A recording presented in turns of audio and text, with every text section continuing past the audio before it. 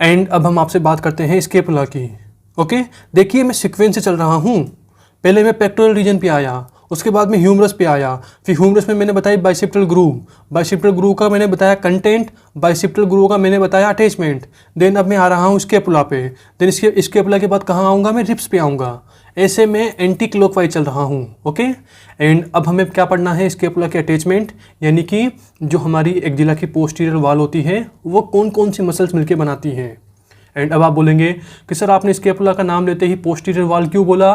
अरे मेरे भाई, स्केपुला कहाँ होती है, पीछे की साइड होती है ना, तो ऑफ कोर्स पोस्टीरियर वॉल का मैं नाम लूँगा।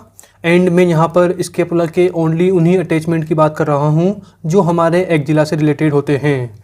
एंड देखिए जो हमारा एक्जिला का 1 पेज चार्ट था, वहाँ पर मैंने आपको बताया था कि जो एक्जिला की बॉडी होती है, इस बॉडी पे 2 सरफेस होती हैं। एक सरफेस आपको देखिए सबसे आगे दिख रही होगी, ये this is our ventral surface, या बोल दीजिए एंटीरियर सरफेस। एंड पीछे की तरफ क्या होती है, ये पूरी की पूरी, this is dorsal surface. Okay, and देखिए जो एंटीरियर सरफेस है, इससे एक मसल अटैच होती है पूरी एंटीरियर सरफेस से, उसे हम बोलते हैं सब स्केपुलेरिस मसल।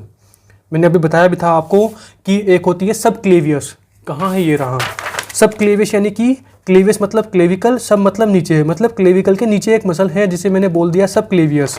उसी तरह से स्केपुला है, ऑफ कोर्स ये ऐसे होगी, स्केपुला हमारे पीछे की साइड ऐसे प्रेजेंट होती है ना ये। फिर इसके बाद यहाँ पे चेस्ट वाल होगी हमारी, सॉरी मतलब बेक होगा पूरा का पूरा, यहाँ पे हमारी वर्टिब्राज होगी, ऐसे वर्टिब्राज होती है यहाँ पे, देन पूरा होता है।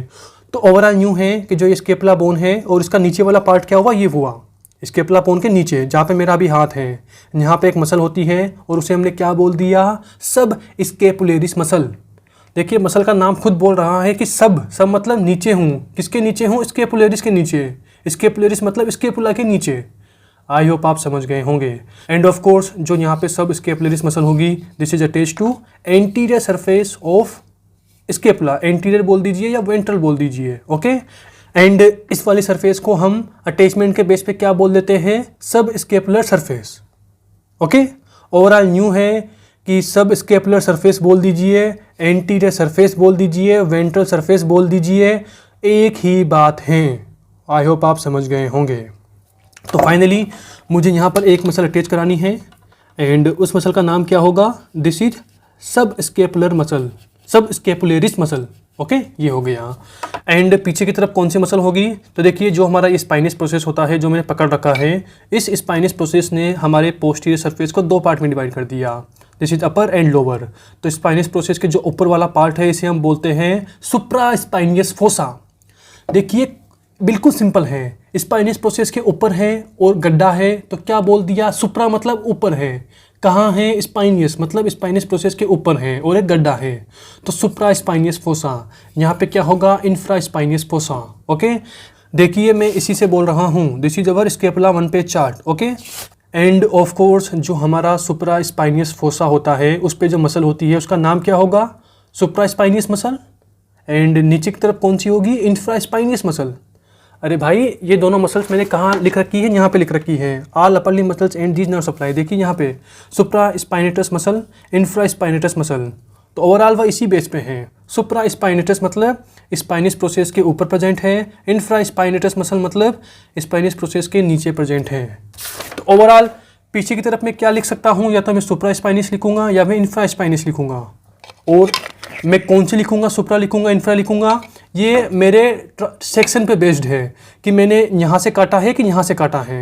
एंड ऑफ कोर्स आप खुद सोचिए कि अगर मैं इसे यहाँ से काटूंगा, इन द केस में इस डायग्राम की बात कर रहा हूँ, तो यहाँ पर मैंने कैसे काट रखा है, ऐसे काट रखा है।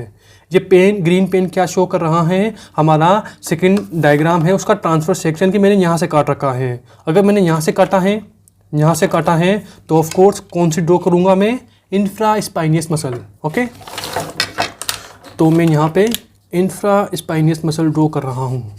आई होप आप समझ गए होंगे। अगर मैं ऊपर से काटता तो यही क्या हो जाती, सुप्रा स्पाइनियस मसल हो जाती। ओके, तो मैं इन दोनों की नेमिंग यहाँ लिख देता हूँ। हाँ, तो देखिए मैंने यहाँ पे दोनों मसल्स की नेमिंग लिख दी है।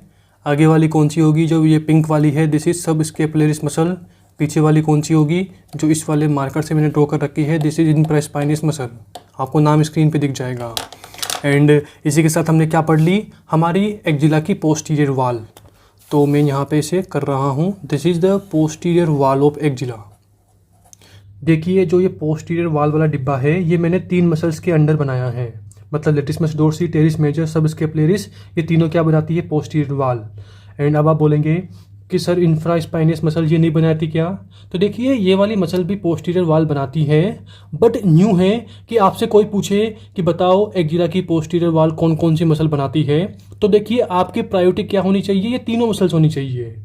एंड देखिए आप खुद सोचिए, आपके सामने इसका आंसर है, क्योंकि ये हमारी पूरी एक्जिला है, तो इसके जस्ट पीछे एकदम इंस्टेंट पीछे वाले रिलेशन में कौन है? ये 3 मसल्स हैं, ये पिंक वाली और एक ये वाली और एक हमारी लेटिसमस डोर्सी। ओवरऑल न्यू है कि जो ये तीनों मसल्स हैं ना, जो मैंने डिब्बा किया है हरा वाला, ये तीनों मसल्स एकदम क्लोज पोस्टीरियर रिलेशन में हैं। एंड जब आप ये तीनों मसल्स का नाम बोल दो, उसके बाद भी आपसे कोई पूछ रहा है बताओ मुझे तो तुम और भी मसल्स बताओ, तो फिर आप बाद में ये वाली मसल बोल सकते हो। ओके, इसे सबसे पहले मत बोलना, सबसे पहले आपको क्या बोलनी है? ये तीनों मसल्स ही बोलनी है। ओके, आप अगर इंफ्रास्पाइनस मसल इसे नहीं भी बोलोगे ना तो चल जाएगा, लेकिन अगर आपने इन तीनों में से कोई भी एक मिस कर दी तो नहीं चलेगा। आपको दिख भी रहा है कि जस्ट पोस्टीरियर रिलेशन में ये तीनों मसल्स होती ही है, ये बोलना ही है। ओके, तो ये हो गया। एंड अब हम आते हैं रिब के ऊपर, और देखिए जो मीडियल साइड है ना, ऑफ कोर्स रिब होगी, इस साइड हमें ओनली एक ही मसल पढ़नी है जिसका नाम है serratus anterior muscle. Okay, and मैं इस केस से क्या ड्रॉ कर रहा हूँ? Serratus anterior muscle. हाँ, तो देखिए मैंने इस वाले मार्कर से सिरेटस एंटीरियर मसल को ड्रॉ कर दिया है।